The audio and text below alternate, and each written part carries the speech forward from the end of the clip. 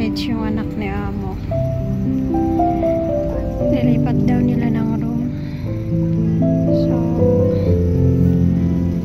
update ko kayo soon guys. Kung ano ang magiging status ko na naman doon sa paglilipatan na kwarto kay Amo.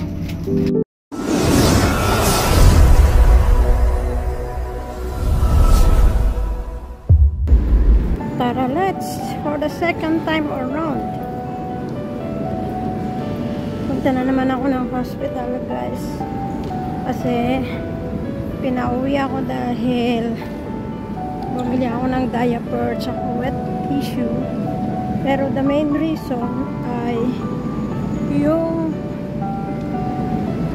karne na dinala ng anak ni Amo ay kailangang maiuwi kagad. Dahil hindi naman may luluto.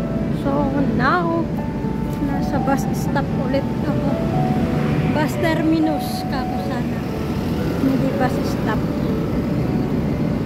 Sakay ako ng minibus papunta sa MTR station. Then change ako ng shuttle bus ng hospital. So this is the third day ng aking hospital duty. Ito yung bus terminus dito sa amin.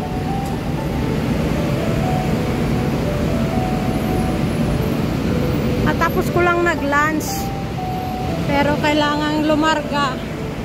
Kaya no choice kundi lumarga guys.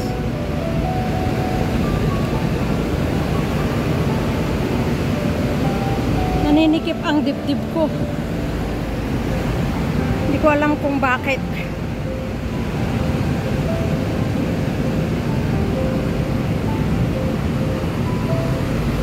So ayan ang sasakyan ko guys.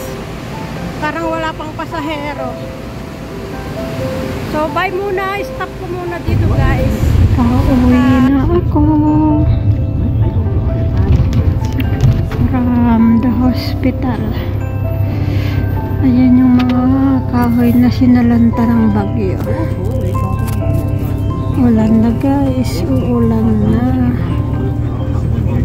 Traffic. Tapos na ang day 3. Na duty sa hospital. Biglang bubos ang malakas na ulan guys. Hindi na tuloy makita yung view ng dinaraanan ko. Ayan, oh, ang lakas ng ulan.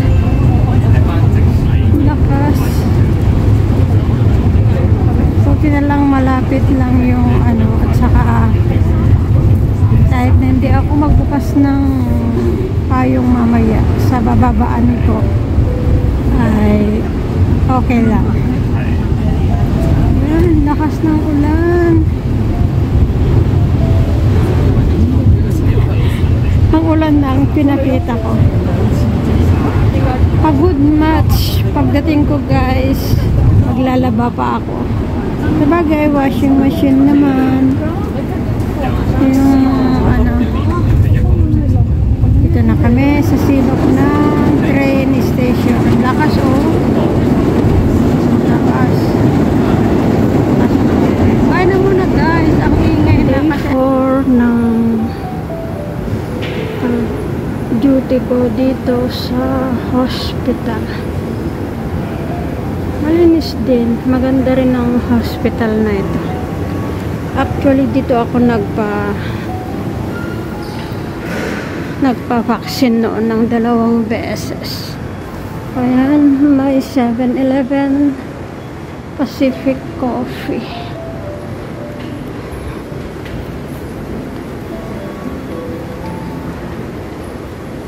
Dito sa baba yung ayan. O, diba ang ganda niya? Yung mga decor. Ayan na. Diba? Parang Pilipinas yung mga view na nakasabit.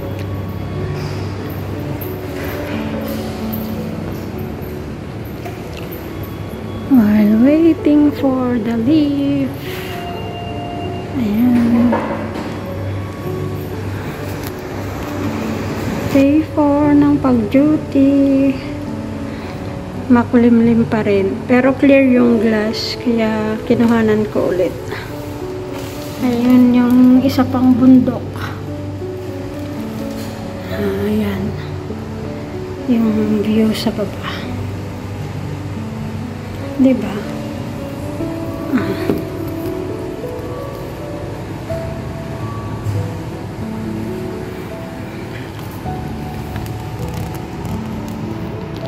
Maganda ng mga tanim sa baba.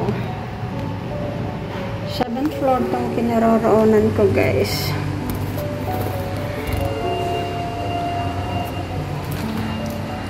Makulimlim pa rin. Parang ayan, mga ulap na naglalakad. So, day 4 na ulit ako dito sa hospital duty. Ang ganda ng panahon. Tara, let's samahan ninyo ako, guys. Sana wag uulan mamaya ang pag-uwi ko. Balik ulit ako sa hospital kasi umuwi ako na nagluto ng puree para kay amo. So, ito ang 4th day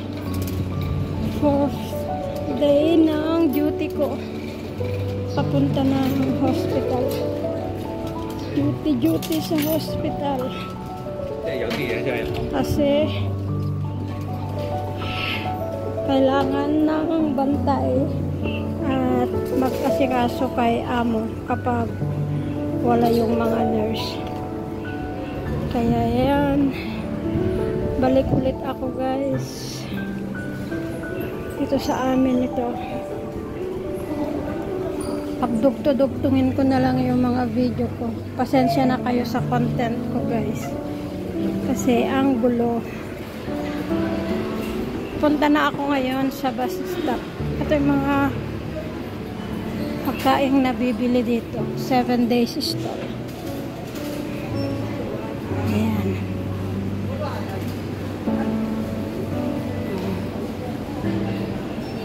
Ito ang masarap dito. At saka ito, yung galletas.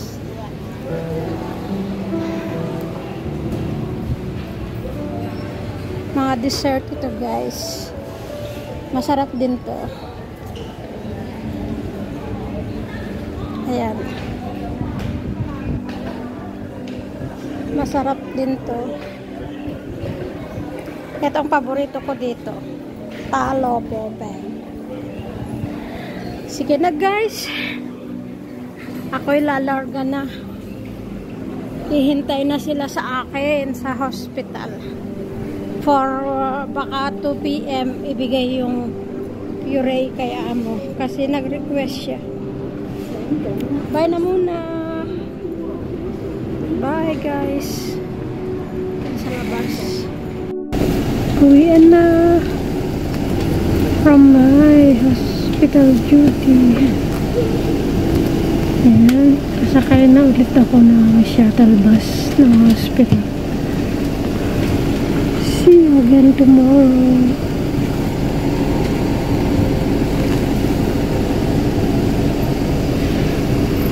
Ganda ng mga bulaklak. Ito yung mga building sa harapan ng hospital. Buti na lang, free shuttle bus. Uwi na ako. At mag-prepare na ibabaon ko bukas. Magluluto ng dinner ko kasi anong oras na ba ngayon? Almost 7 o'clock na yata. Kaya pagkadating ko magluluto ko agad.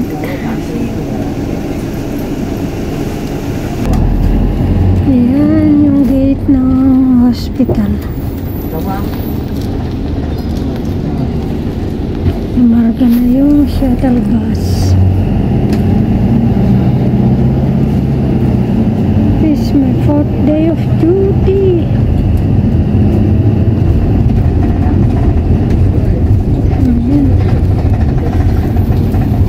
Sana wag umulan.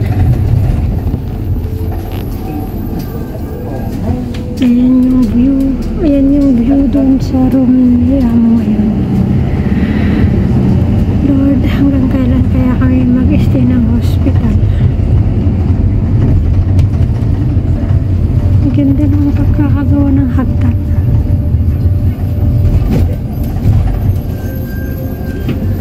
Proceeding na kami sa Aberdeen. Ay, hindi pala. Wong Chok Hang MTR Station. Hindi pala Aberdeen. Ayan ang view, oh. Ang ganda talaga dito.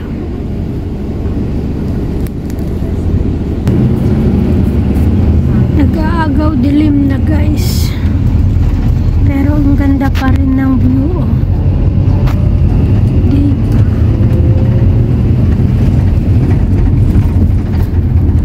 Ang dinaraanan ko pa uwi.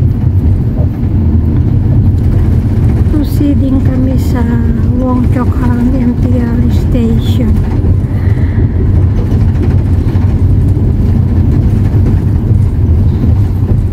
Yan, bundok. Pasok na kami ng MTR Station.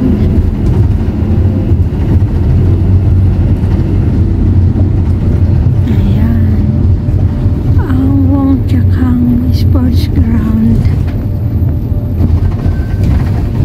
Ang green na yan ay MTR station, MTR railway.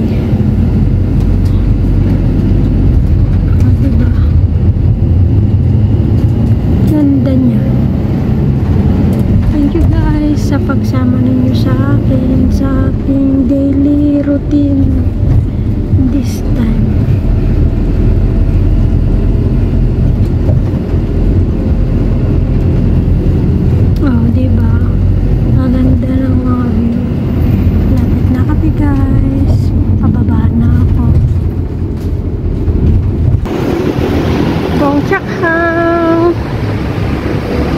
Punta na ako sa bus stop, guys. Sakayan ng 4M papunta sa amin. So bye muna, guys. Thank you sa unending support ninyo. See you on my next day of duty.